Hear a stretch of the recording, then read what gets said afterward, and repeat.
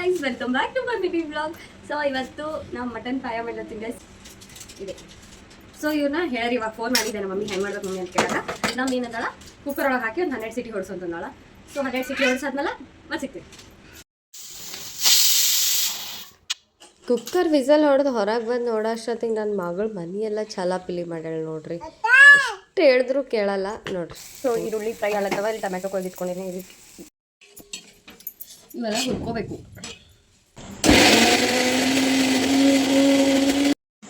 So ಇದನ್ನ ನಾವು ಮಮ್ಮಿಗೆ ಕಾಲ್ ಮಾಡಿದ್ದೆ ಮುಂಜಾನೆ ಅನ್ನೋಕ್ಕೆ ನಮಗೆ ಫೋನ್ ಮಾಡಿದ್ದ ಹೇಳಿದ್ರೆ ಮಮ್ಮಿ ನಾವು ಚಿಕನ್ ಹೆಂಗೆ ಮಾಡ್ತೀವಿ ಹಂಗೆ ಮಾಡಬೇಕು ಅಂತ. ಸೊ ಈ ಕುಕ್ಕರ್ ಒಳಗೆ ಹಾಣೆ ಹಾಕ್ತೀವಿ ನಾವು ಹಾಣೆ ಅಂತೀವಿ. ಒಂದು ಸ್ಪೂನ್ ಹಾಕ್ಬೇಕು. ನನ್ನ ಹಣೆ ಬರ ಅನ್ಬೇಕಾ, ನನ್ನ ಕರ್ಮ ಅನ್ಬೇಕಾ, ಏನು ಅನ್ಬೇಕು ಗೊತ್ತಾಗಲ್ಲ.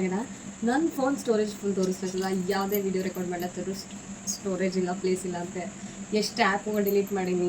ಅವಾಗ ರುಬ್ಬಿದ್ವಲ್ಲ ಪೇಸ್ಟ್ ಅದ್ರೊಳಗೆ ಹಾಕೋದಿಲ್ಲ.